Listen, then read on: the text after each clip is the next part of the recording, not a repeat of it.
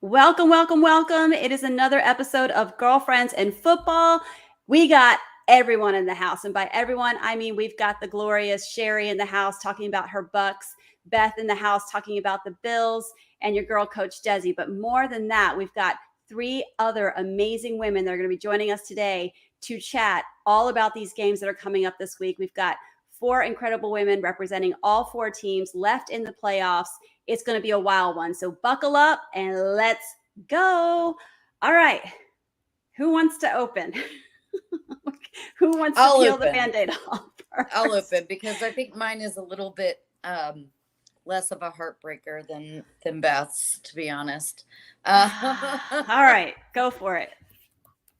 Yeah. So, I mean, again, like I just want to start by saying congratulations to the Bucs on a season that nobody expected we would have.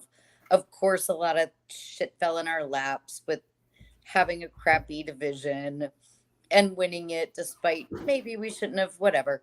Baker Mayfield, I'm on the Baker Mayfield train all the way. I'm happy with our team. Nobody thought we would go anywhere. We made it to the second round of the playoffs, including beating the Philadelphia Eagles, who started the season 10-0. I don't think I could ask for a better season, nor to lose it to the team I had picked from the beginning of the season, saying I really like the underdog story. I like the Lions story. I think I said that the whole way. I was rooting for the Lions, so a heartbreaking loss. But if we had to lose to anyone, I'm not angry like maybe someone to my top right. Sad. I'm not angry. Yeah. I'm sad. Cheri, it was a really great game. You guys were in it at least through the first half for sure. It just started to get a little wonky there, somewhere between the third and fourth quarter. Yeah. Baker Mayfield was doing phenomenal. I guess I'll ask you before we bring our Lions guest on. What's up with the Amon-Ra? I guess I need to ask Laura this, but Amon-Ra did like Baker's dance. What was that all about? Did you see that? No. I think I put it in our chat. I guess Baker makes a lot of people upset. I didn't know if it was a college thing since you're our college rep, because I know there was beef between Baker Mayfield and Nick Bosa. So I actually don't know this. So no, I don't know any of this. I'm brand new to Baker Mayfield coming on the Bucs this year, right? I'm not a history of Baker Mayfield Bucs, so I haven't. I don't know. I don't think anybody is. Yeah, right. I know nobody is. The only thing I know, and I'll tell you, I think I know we talked about this on an early podcast when the team started being successful. Baker Mayfield on the bye week took his O-line like to the Bahamas, for a quick weekend, like bonding. And I like that. That's just the type of shit I love. You know what I mean? Like everybody that talks about him thinks he's amazing. So I don't know what the other beef is. I am in the category of I am on the Baker Mayfield train. Love it. I'm not sure if you heard this. He said in regards to his signing, because he's going to be up for a contract here in the off season, but he said he won't sign without Mike, Big Mike. Awesome. I don't know if you heard that. Did you hear that? No, I didn't.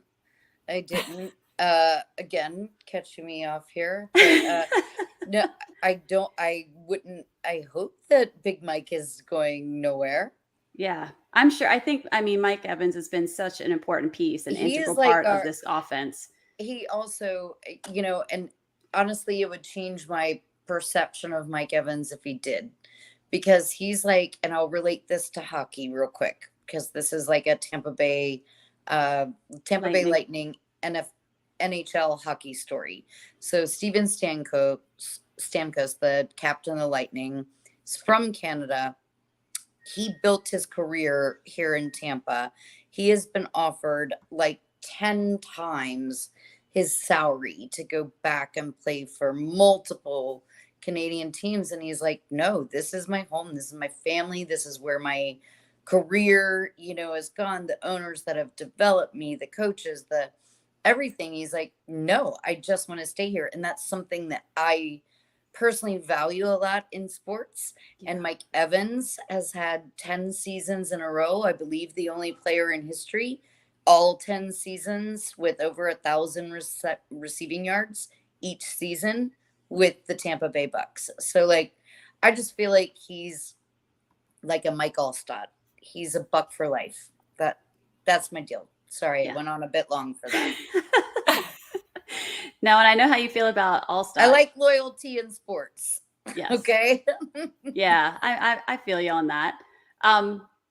Gosh, Beth, it hurts me actually to even have to talk about this. I was really hopeful for a Bills-Niners Super Bowl, aka the Chris Berman Super Bowl, that I guess just isn't going to happen while that guy is alive. But does wide right mean anything to you, Beth? Ouchie. You know, I actually cursed when he said that. I was really, really sad that he had to use that same phrase. I mean, I have just, the fact that the podcast is Wednesday is good because I couldn't look or talk about it for a good 48 hours after the game. It's Buffalo. I mean, it's what we do.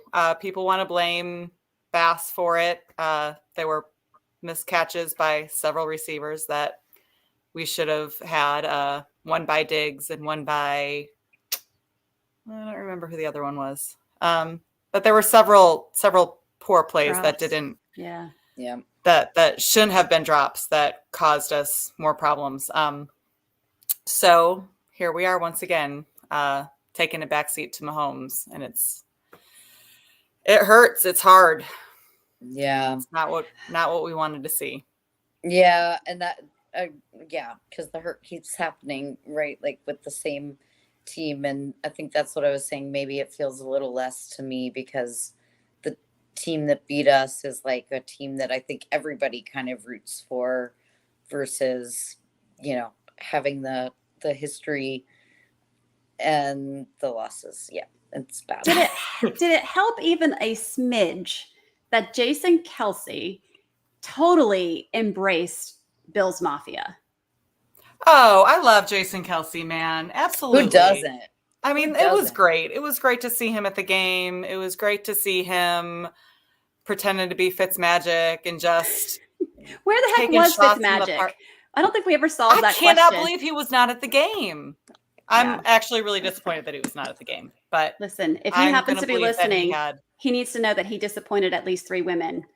Mm-hmm. Because maybe that's why we lost. Yeah, I mean, it's possible. Maybe it's possible. But it was so good to see him there and just love it. Like, man, he hasn't been retired more than like 48 hours, and he just went balls to the wall at that game and just loved every minute of the Mafia and took full advantage. So good for him. I love that in one video you're seeing him down shots from a bowling ball. Mm-hmm. And then later you see him picking up this young girl. The little 8-year-old Buffalo Bills fan. And just, Jason Kelce's a girl dad. Oh, yeah. He's a girl dad. So 100%. Like, he is such a girl dad. He's the coolest. And he took that little girl to show her sign to Taylor in the suite. I was reading about that earlier. I thought it was so cute. She was literally on the opposite end of the stadium and had switched seats with friends and worked her way up until Jason Kelce found. I thought that was adorable. I mean, he's got no shirt on, and you probably clearly smells like alcohol, and you're in the stadium. Is that the best opportunity to pick up an 8-year-old? He's a girl dad. I was thinking about this as well. I'm like, would I let my daughter get picked? And then I was like, yes, I would. Yes, I would. I absolutely would. Every single also might not be the person to be asking. I was going to say that. We're all super responsible moms here. No problem. And I would no trust questions Jason asked. Kelce 100%. But it was funny too. So then I had just saw a meme or like a post from about that whole event too, where Jason's wife was like, now we need to make a good impression because Taylor will be there and we need to, and then 30 seconds later he's naked, it was like I Exactly. Welcome to the family, sis. I saw the Jason and Travis Kelsey podcast where they were talking about that, and he said his wife Kylie was like, "I need you to be on your best behavior," and he was just like, "So I gave her a heads up before I did it. I told her I was going to do," and she was like, "Don't you dare!" And he was like, "It's part of the Jason Kelsey charm." Oh my gosh. Fantastic. He's like, "I met you in a bar when I was blacked out drunk, and look what happens. It's part of the Jason Kelsey charm." Oh, Anyway. okay. So, my game was a complete shit show through 3 quarters. I Yeah. couldn't breathe. I couldn't get up to go to the bathroom. I couldn't literally blink barely. Just Debo. I had PTSD. It was like Debo got injured on the first drive Yeah. of the game, which is when he went out in the Cleveland game. And then it's raining and Brock Purdy's trying this glove on, taking the glove off, wiping his hand off. Like they look so tight. They didn't look loose. It just was not happening. And our defense was doing, pretty well because Green Bay was going down and getting Yeah. into the red zone pretty fairly with fair ease. So when that last drive happened, I almost was like, yo, this is all right. I sent my mom home. I was like, Mom, you might as well go home. It's, I don't think you want to stay up too late for this. And, all of this. And as soon as she left, Dre Greenlaw got that first interception. And I was like, let's go. And I was like, wait, was my mom the bad luck? Again, What's happening here? it's only weird if it doesn't work, man. Right. I had another friend who was a big 49er fan that I was at his house watching the Ravens game earlier. And he texted me. He's like, don't worry. I made my friend take off the Patrick Willis jersey he had on. And then Dre Greenlaw got his interception. And I'm like, all right, well, both of us cleaned the palette. So I think we're good. Yep. So it was a thing of beauty. We came out with the W. Hats off to Green Bay. Listen, if you're a Green Bay fan listening to this, you guys can hold that chin up high. Y'all got some great years ahead of you.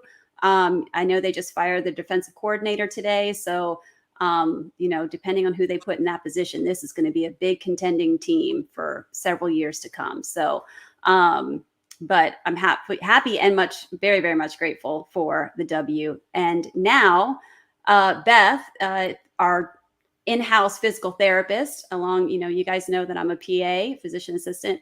I'd like to chat just quickly about the Debo Samuel injury. I have the picture. Let me see if I can bring this up real quick, and then we're going to bring our guests on. So first, let me take this off. Nope. Here we go. Take this off and then switch to, let me show you guys. Nope. Share screen. Here we go. All right. So here's the injury Debo took. It's not going to let me show it. We don't see anything. Wait a minute. Wait. Nope, not yet. Here we go. Boom. Here's the injury. So he kind of got hit earlier in this play. And then this is what came through. So he kind of hit the helmet, kind of hit the shoulder here. And interestingly, when he got to the sideline later, as the reporters had mentioned, he actually needed to clear concussion protocol. So when he went to get off the field, first of all, when he finally got hit the ground, his arms went up. They kind of went up to his helmet, like his arms comfortably went up. They went to lift him up, both arms, and then he went back down. They cut to commercial. They came back. They got him up. He's on the sidelines getting ready to go into the tent. And as he's going into the tent, that left arm lifted and he put something off to the side as he was walking to the tent. And then later in the game, you see his left arm and they're pressing around. And then after the game, Jennifer Lee Chan, who is a 49er reporter, said that in the locker room, Debo said he felt fine. He felt okay. And that it wasn't as bad as before because the injury he had a couple months ago, they ended up finding a stress fracture in that shoulder. But he had told her, hey, I can lift my arm. This is different than before. Before I couldn't lift my arm. He said he could lift his arm. So I came out on Monday on the Eric Crocker show. Shout out to my friend Eric Crocker. and just was like, look, I'm very confident this guy's going to come back and be able to play this week because of all these things that I'm hearing and seeing and just kind of putting things together. And then, then it was like, oh, he's having a hard time. He's having pain and all this stuff. And then I was like, yeah, I hope I don't chew on those words. But today at the press conference, it looks like very optimistic that Debo will be able to play in the game this weekend. So that helps me think a little Sleep bit at night. Yeah. I'm going to be getting some good sleep. It's, it was interesting because when we were talking about, when you showed me that, I started doing a little bit of research, and, it's hard to tell, what this injury is this time. We've talked about this before. There's so many things in that shoulder that could be strained or injured or bruised, bone bruise, any of those things. But what I was hearing too is that he is not really going to practice this week at all. So so their hopes is that he'll play, and we'll see how he goes. But he still doesn't have full range in that shoulder. So we'll see what that looks like. Allegedly. I'm still going to say that. I don't know. I need Debo. I don't know. I mean, I think it would be great if he could play. I mean, this is the time that he needs to be playing, right? So this is what we want. And I hope that he is not injured, And I know he wants to play. This is the grown man who was crying on the sidelines when we lost last year. So he's going to be in there if he can. So I think they're making the right decision of not having him really practice and just rest up and probably do some rehab and range of motion and stretching and go from there. You'll love this. He started rehab that night. So I'm sure he did. All right. All right, guys. Well, without further ado, we're going to bring on these lovely ladies repping their teams. I'm so stoked. I get to talk to the Lions representative about this NFC Championship game. We've got some ladies chatting about the AFC Championship game. So without further ado, let's get them on here. Woo-hoo! All right, so I'm just going to go one by one. First, Laura, if you don't mind, I'm going to start with the AFC because I would love to just dig into some things with between the Lions and the 49ers. But we have some beautiful ladies in the house. We got Miss Gina. Raise your hand, my friend. She is representing the Ravens flock.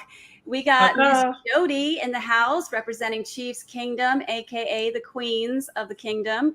And then we've got Miss Laura over here who's representing the Lions. Are you guys the pride of the Lions? Is it Lions Pride, or did I say that right earlier? Yes. Lions Pride. Yes. Okay. Yes. I love it. All right. So AFC ladies, talk to me. What's going down? First of all, you guys are welcome to introduce yourselves. Both of you have your own podcast and you do big things. I'm always a big fan of women talking about the NFL, loving on their sports and repping their teams. So feel free. Take the stage. Go ahead, Miss G. Hey, Jody. Crazy. First of all, what's up, everyone? Nice to meet you, ladies. I actually feel a little bit at home with Dezi and Beth because guess what? I'm actually a registered nurse by trade. So welcome. That's super cool. But I'm Miss Gina. She talks football, and I absolutely love to do that. Obviously representing the Baltimore Ravens. Born and raised in the area. They've been my team. I do have a podcast. It is called She Talks Football on YouTube. It had been inactive, but I'm actually about to restart my podcast. So definitely feel free to go and subscribe to She Talks Football on YouTube.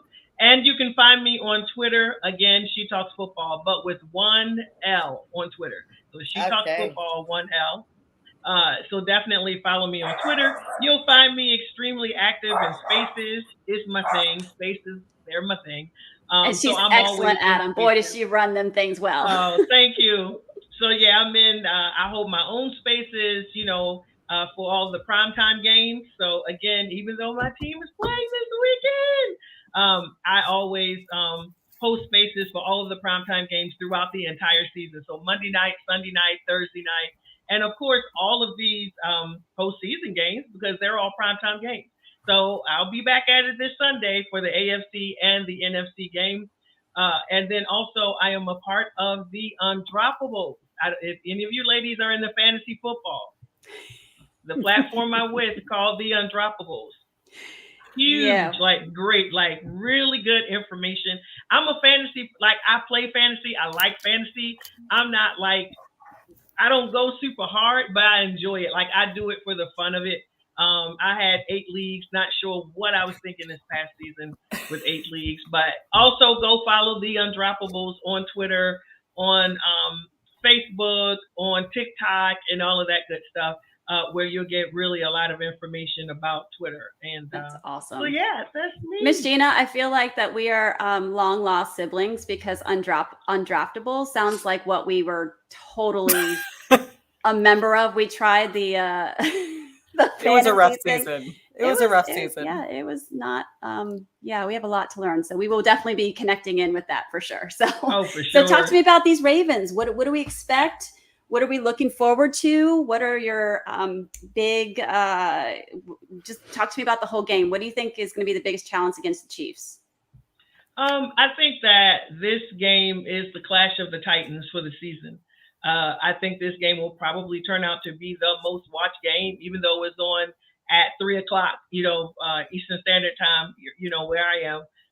But it's the Chiefs, man, and it's the Ravens. And we know who the Chiefs are. We know who Patrick Mahomes is.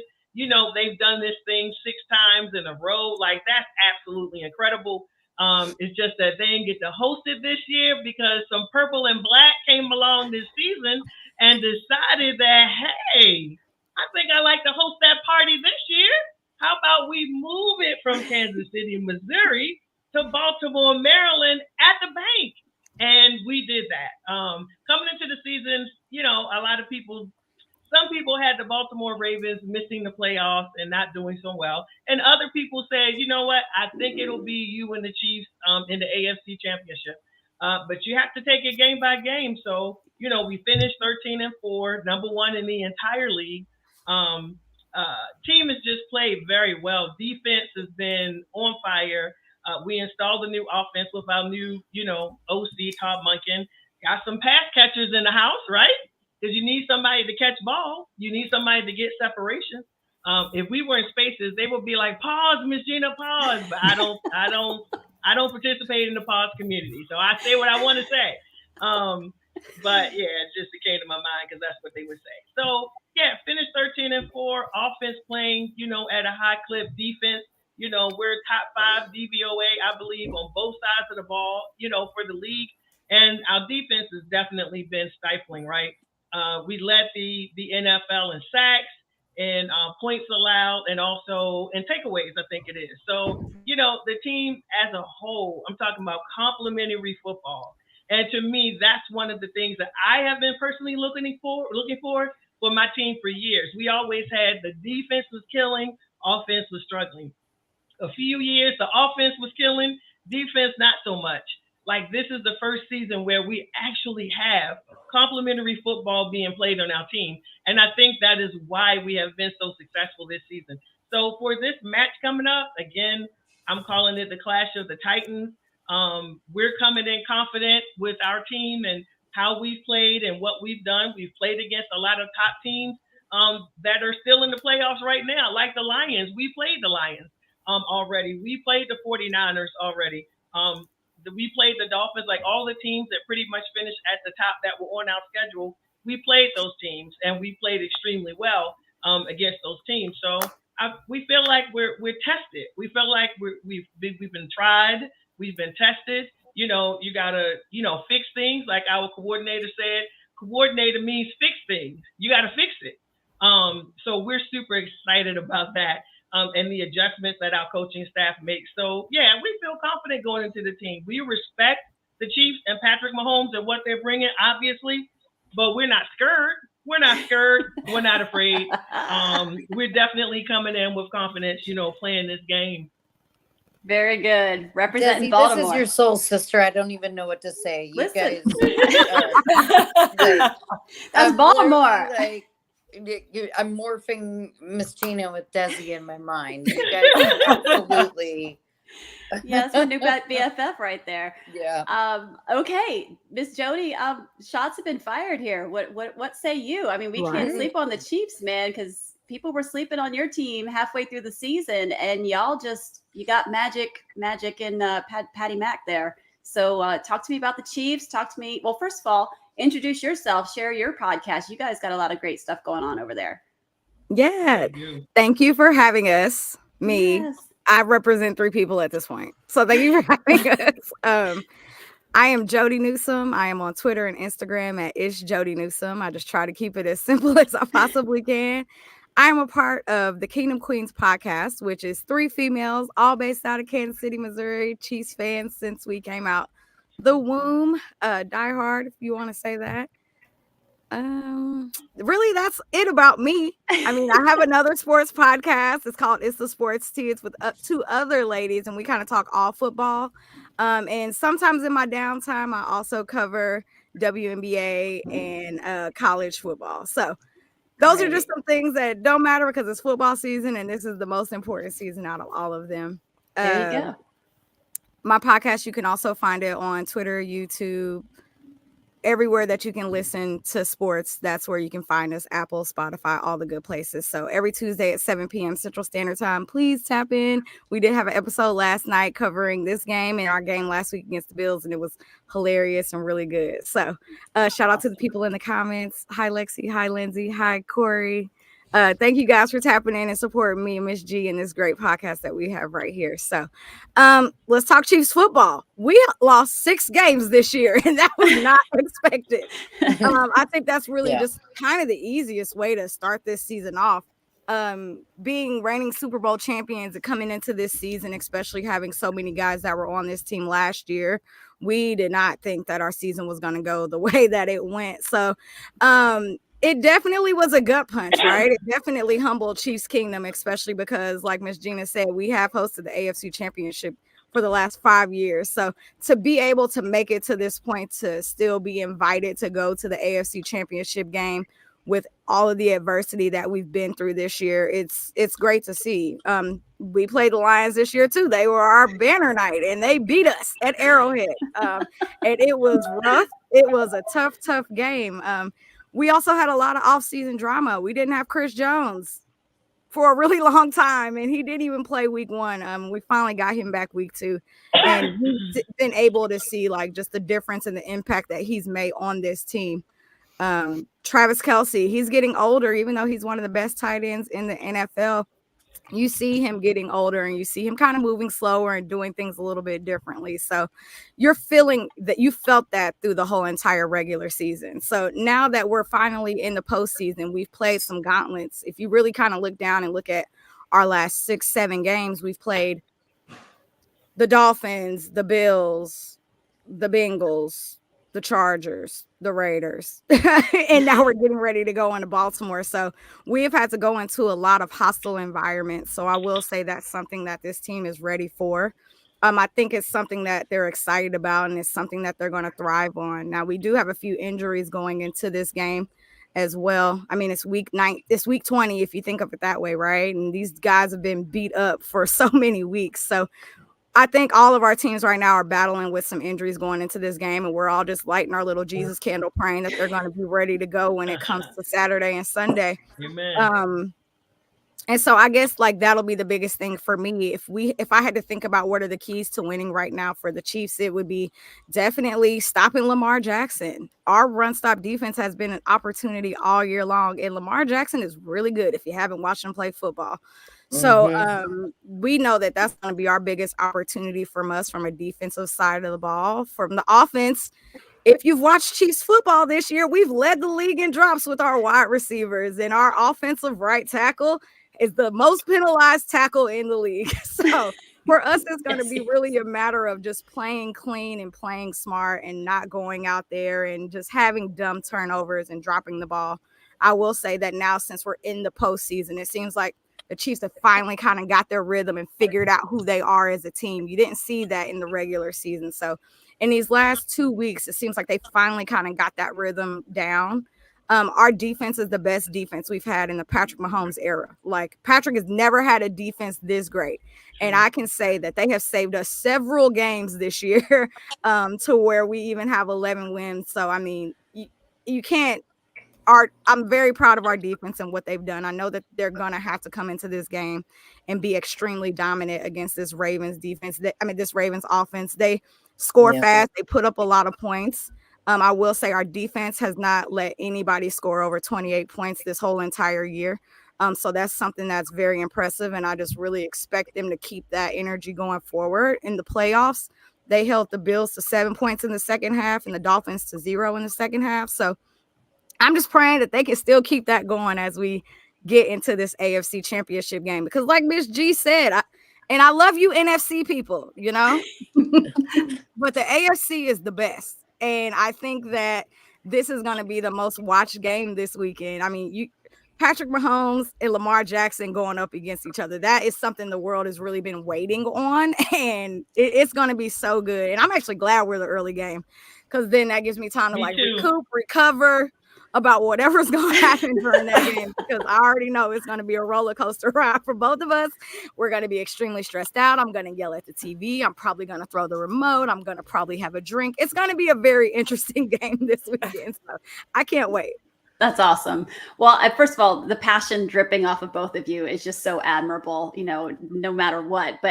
And it's interesting that you say, Jody, you know, between Lamar and Patrick, because to me, there's nothing sexier than a good defense. And the fact that you both have some of the top defenses in the NFL going against each other, I think that's really what I'm looking forward to. I mean, I love Lamar. I love Patrick Mahomes. They're both generational talents, fantastic things. I think Lamar deserves everything he gets after all the things he went through last season. I mean, don't tell my husband this. My husband's a Ravens fan. We're already having issues in the house. So, but truly, I actually like Lamar. And in fact, it's a good thing that fantasy is over, Miss G, because I had Mark Andrews on my fantasy team, and I had J.K. Dobbins, and I had Aaron Rodgers, and I had pretty much anyone that got injured was on my team. Wow. So yeah, we're just glad. But speaking of Mark Andrews, I haven't looked up. Is there any? I know there was talks about maybe him coming back. Where are we with that? It looks like he will be playing this. Yeah, it looks like he will be playing. I'm not surprised. I thought if it was going to be a time that he would come back, it would probably be the AFC Championship. And plus, I noticed kind of a pattern with the team this week when we have players that have been like severely injured. Like they had them practice for about a good solid 2 weeks before they threw them back into the game. So I think it looks like he's probably going to be a go. I think it's a very good chance. He practiced all last week, and he's been practicing so far this week. So yeah, we get that other weapon to go back with the dog, Isaiah Likely, that while Mark Andrews was out. Yeah. Isaiah Likely, ladies and gentlemen. He was a baller. And the thing is, as many injuries as the Ravens had, it didn't seem to stop. Like it just injury, fill it in, injury, fill it in. I can say the same thing about Buffalo too. Poor Buffalo's defense, just holes, and people somehow stepped up. And I feel like if they had a better defense, they probably would have gone a little further, done something a little bit different. I don't know. But and then Jody, for you. We needed to catch stuff. Back to that. We just needed to catch Stephon Diggs. That drop was horrible. I was like, oh my goodness. I was grateful. There's a petition out to get him out of Buffalo now. I mean, if he wants to, it doesn't need to be, but it's because he makes so much money. We'll take a number one receiver if you guys want to take the dead cap hit. It's fine. So you think a trade could be coming this offseason? No, he's not. He's not. Yeah, no. That dead cap is. Yeah. So, a lot of money, though. A lot of money. Buffalo's got lots of decisions to make this offseason for sure. And then Jody, for Can you I ask and her a question while we're on that really quick? quickly? Go for it. I'm sorry. Do you think that McDermott is going to be around? Because I'm like, he's fine. He's going to be there. But in spaces, people are like, no, I don't think he's going to be there. Like, what do you think? I've heard a lot of people thinking that he's going to leave. I don't see him going anywhere. I truly believe, not the way Buffalo functions. I don't see him going anywhere.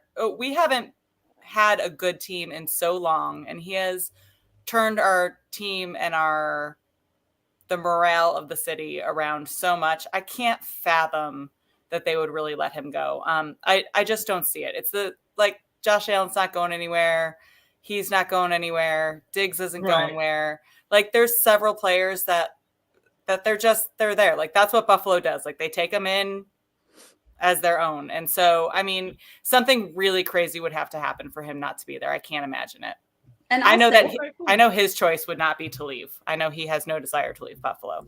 And I'll say there was so much difference in Buffalo's offense when the OC got fired that a completely they different went on that immediately. crazy run. So I don't know how it would be justified at that point because, you know, he was running everything after that. And that's when things came together. So that damn fake punt thing that we did. I don't know what that was about. Did not understand that call at all. And I saw it coming. We all saw Go it ahead, Jody. coming. Yeah, I was like, they're about to Which do is a why it didn't punt. work. Why? Which is why it didn't work. And the Chiefs only had 10 people on the field too, which is even wilder. So yeah. I don't. We don't need to talk anymore about this. I still haven't come to Sorry, grips sorry, with the sorry. game. I'm sorry. Yeah, wild call. I get it. Oh, okay.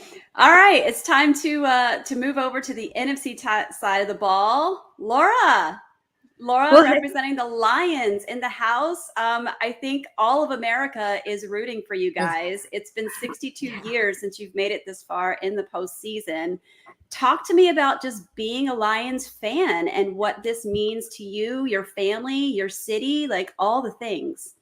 Oh gosh, yeah. I mean, that's the thing about the Lions being in the place they are right now, right? This feels bigger than just the players at their positions and the staff. This is the weight of history on top of everything, where all of you can say that you've done this before, you've been here before, but we literally can't. And the last time this happened, you know, it was pre-Super Bowl era, 1957. And for reference, my 84-year-old mother was graduating from high school when that happened. Wow. So this is huge for the city.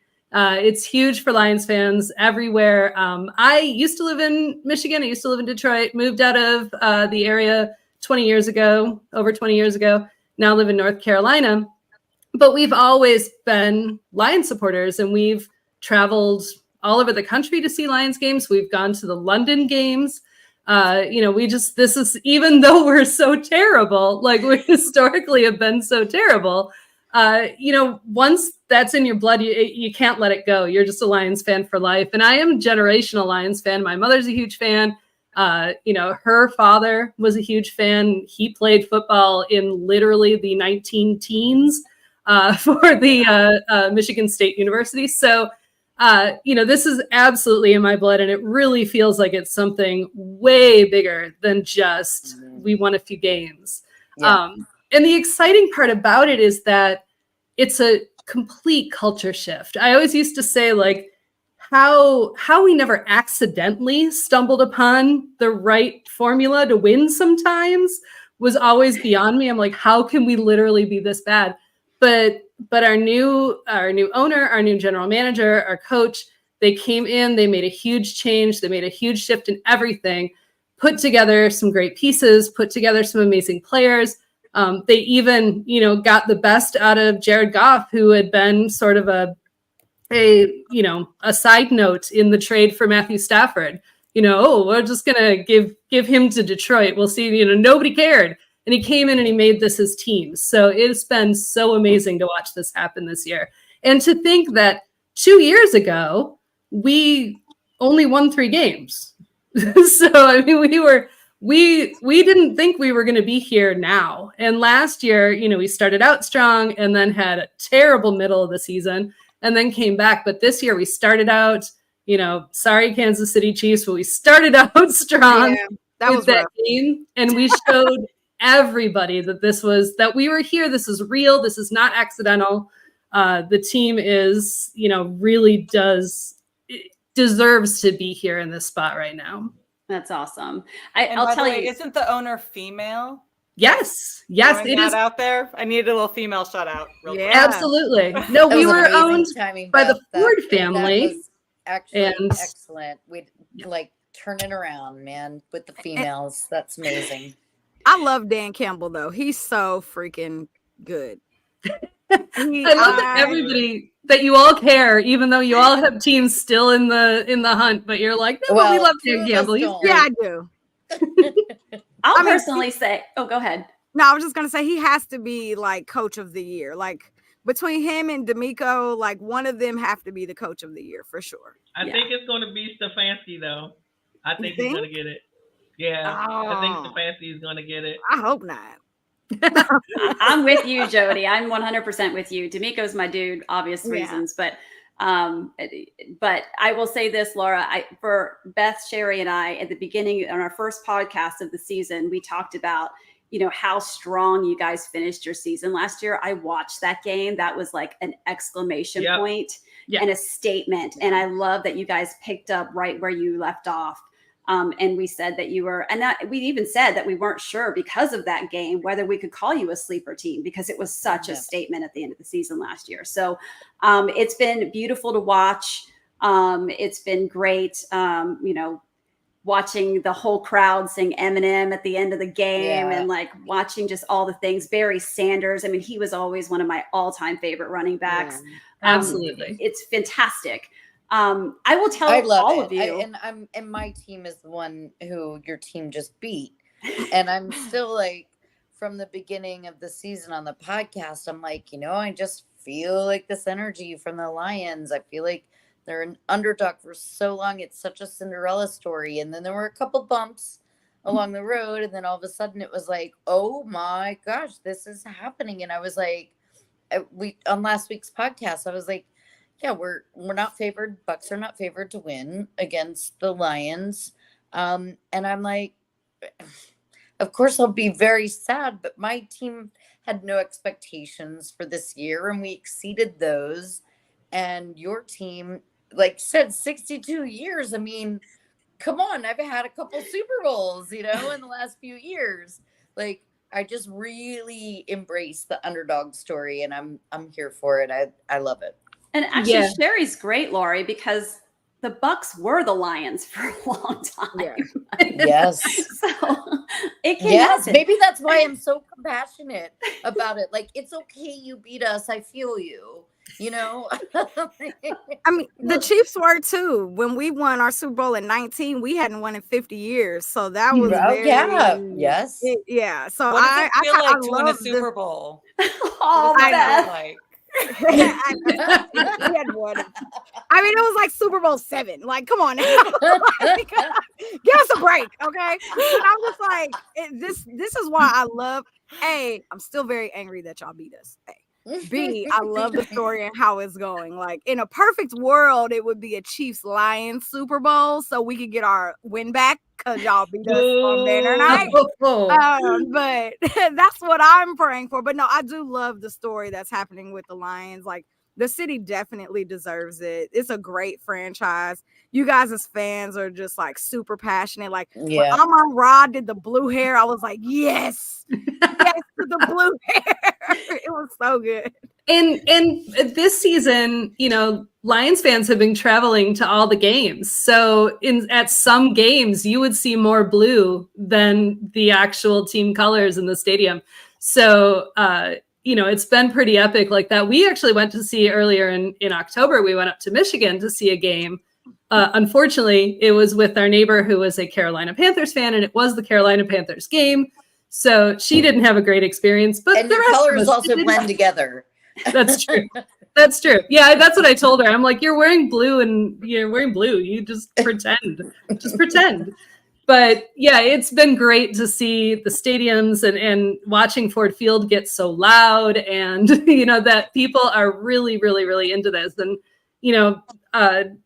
Campbell has, I wasn't sure, to be fair. When we hired him a few years ago, I was like, I don't know about this guy, but he really showed me that he does, he really is good at this. I compared him to Ted Lasso. Like, a lot of his plays were like, let's do something weird. And he would do something weird. And it would work only weird 9 times out of 10. It's only weird if that's a great comparison.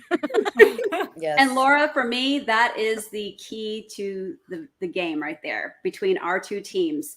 Your coach is a gutsy coach. He will do some wild things to get the advantage. Kyle Shanahan is the actual opposite. Like, he is so conservative. And like, he won't even run the game plan you're used to seeing. And you're like, what are we watching? We have Christian McCaffrey, but we're not running the ball. Like, that's our game plan? Like, we're rolling with this. Yeah. So I actually have put it out there. Is Dan Campbell's gutsy play call going to overcome Kyle Shanahan's conservative approach, or will 49ers defense make them pay for the gutsy calls? I really think that's what it comes down to be fair. Agree. I mean, our teams are actually pretty fairly matched up. I think there's some defense on your side that may not, match up with us offensively, but it's any given Sunday. This is the playoffs. Madness happens. I didn't think we were going to look the way we looked against Green Bay last week. Totally didn't. And it's just, thankfully there'll be no more rain. There's sunny skies this weekend in Santa Clara, and then we're in a dome after that. So, but that's an interesting stat. Did you see that the Lions have only played in domes, and like the last game that they lost was outdoors or something, like the one game. Oh, you know what? Des, come on, man. You got. I thought that was the weirdest stat. I'm like, that's interesting. I didn't realize that. It's more stuff of them. Like, come on. You could ask that to the people who have been here all along. Like, I feel like that just too much pressure. No.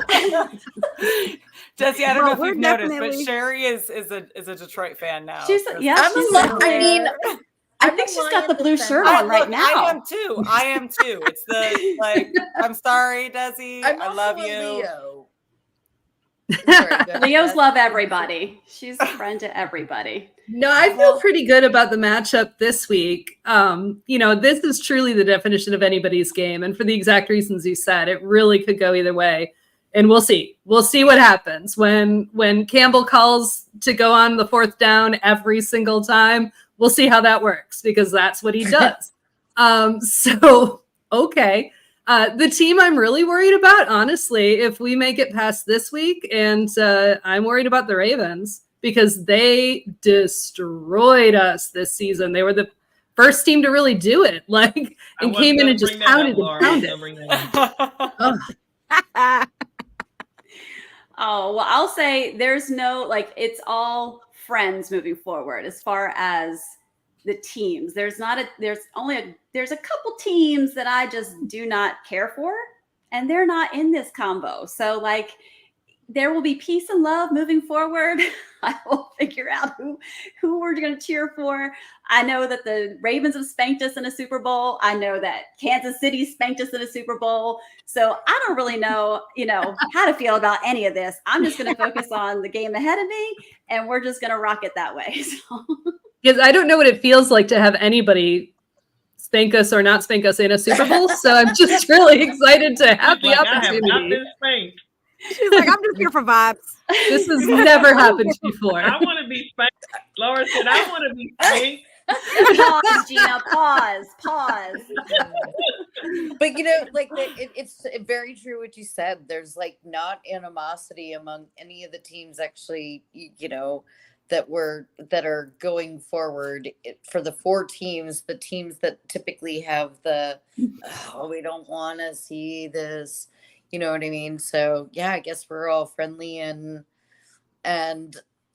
well, Des, what do you think coming up? You have not given actually your usual talk about next week's game. Next week's game.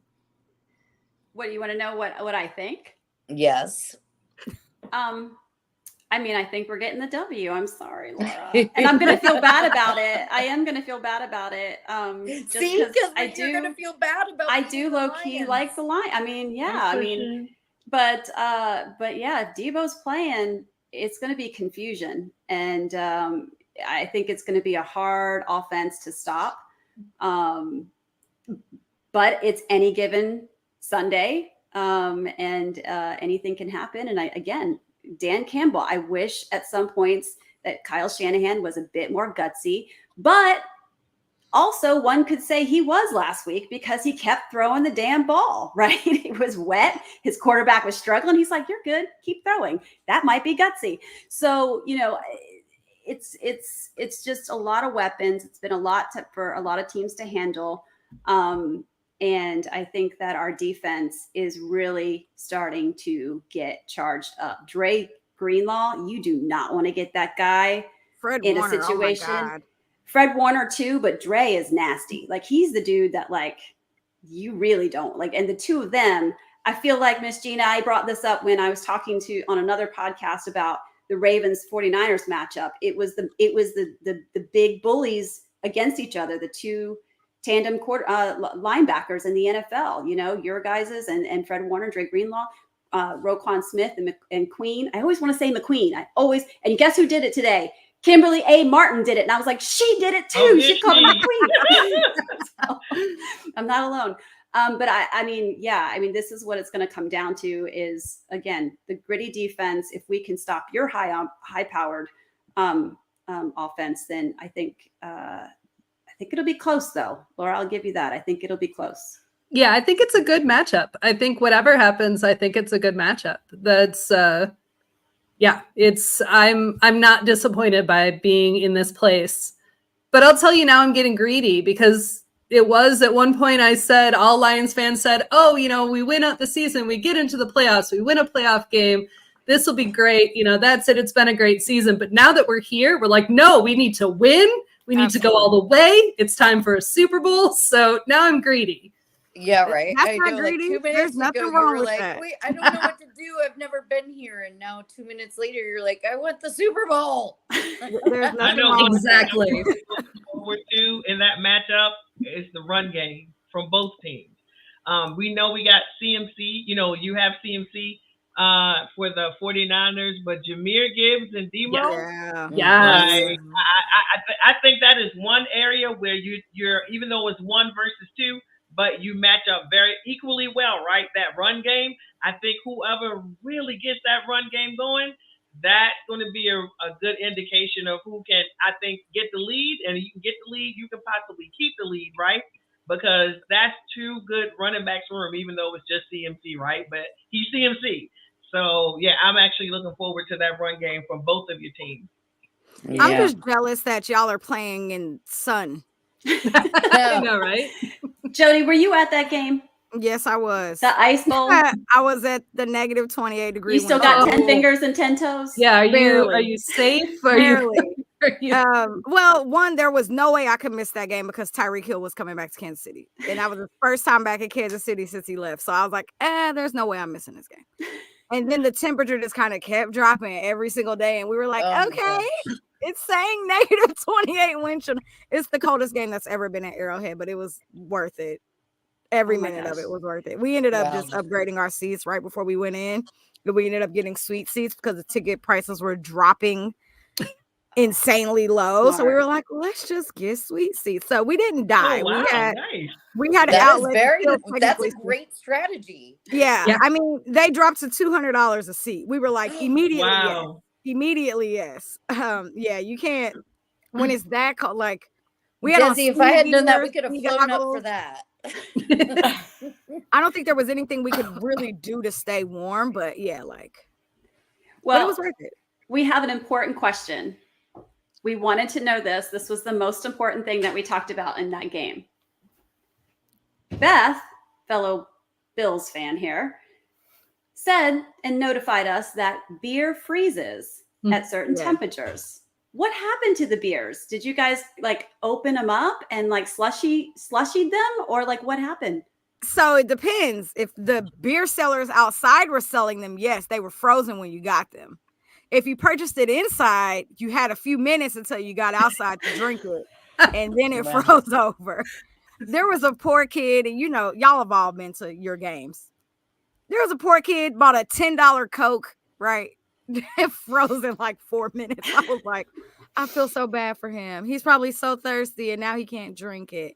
Right. Yes. Everything was freezing. Like, you would get the hot chocolate, it would be freezing cold in less than 2 minutes. It was insane.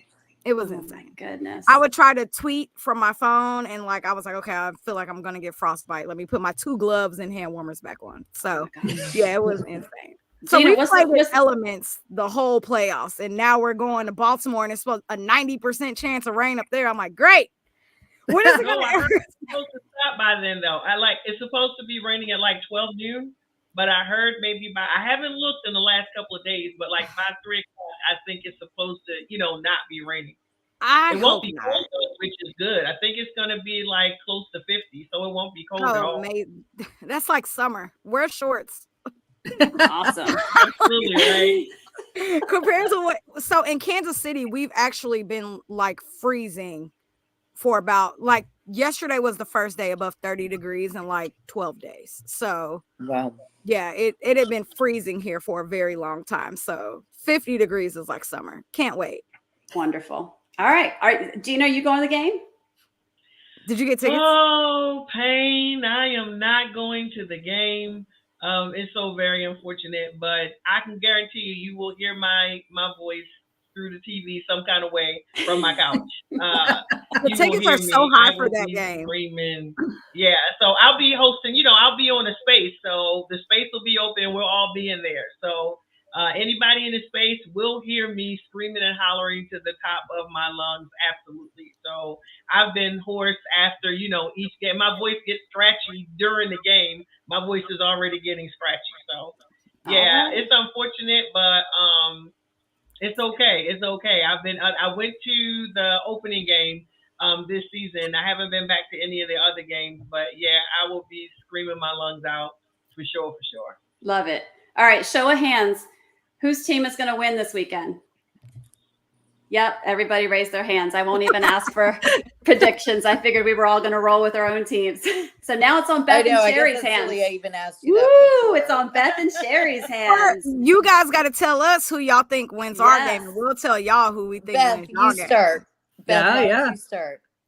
I mean, I want to see Baltimore win. Sorry.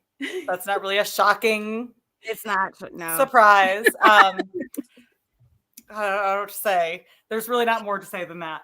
And Dezi, I'm sorry. I really want to see the Lions win. I really would love to see the Lions See move if I go to a Bills game with you again, Beth. It's another like I feel for them. I get you. I understand what they're going through. I understand where they're at. Like, I got you. man, it is what it is. Cheri.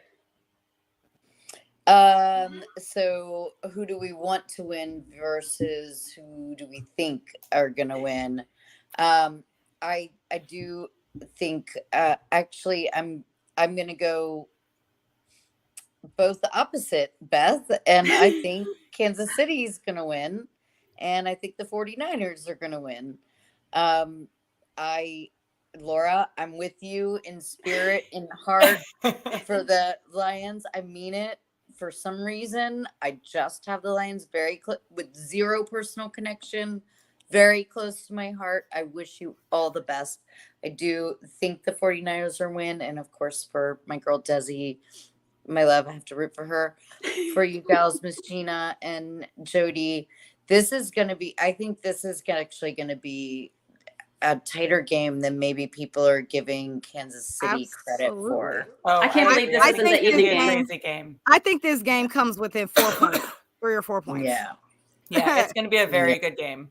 Yeah. Like, yes. I don't see it getting more past 3 or 4 points. And it's going to be, I think it's going to be a fantastic game. I'm very excited to see that, echoing everybody else's sentiments. All right. Sounds good. Ladies, all of you, all the best this weekend. Thanks for joining us today. Guys, if you're anywhere near Twitter, or YouTube, make sure you like and follow all these wonderful ladies. Actually, Laura, real quick, we didn't even go over what your podcast is. You're in a podcast, but it's not football. It has nothing to do with football. And it's a comedy podcast on YouTube called Bill Has Opinions. As you might imagine, my co-host's named Bill, and he has opinions, and I'm there to rein him in. So you can check out Bill Has Opinions on YouTube and Facebook. And then I also, you can find me on Instagram just for my writing and for my other stuff. So fantastic. All right. Well, thanks again, ladies. Let's go have a ball this weekend. It's all love. Yes. Everybody's going to be a winner one way or another. You guys are all welcome back. And thanks again, guys, and happy football. Nice to meet you all. Love to be back. Yes, nice nice to meet meeting you all. Great to talk to you. Bye, everybody. Yay. Bye, guys. Bye.